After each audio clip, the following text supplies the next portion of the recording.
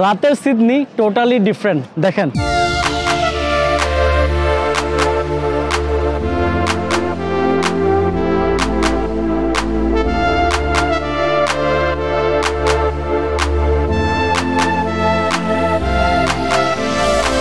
দিনের বেলা হচ্ছে একরকম, রাত্রের বেলা হচ্ছে আরেক রকম। যেরকম কথায় আছে না যে অস্ট্রেলিয়ার ওয়েদার অনেক চেঞ্জ হয়, তো এইখানে আসলে দেখেন দিনে হচ্ছে একরকম ছিল ফিল।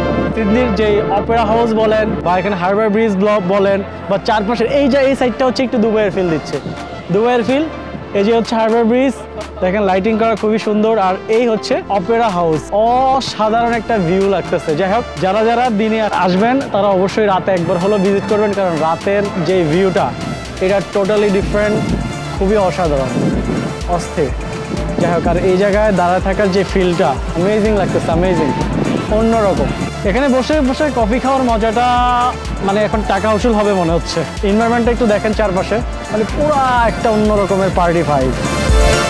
ওয়াও, চারদিকটা অস্থির। ওকে, সো অস্ট্রেলিয়া এসে আসলে অনেক কিছু দেখলাম, অনেক কিছু শিখলাম। তো দোয়া করবেন আমার জন্য যেন এইভাবে আপনাদেরকে সুন্দর সুন্দর ভিউ দেখাতে পারি।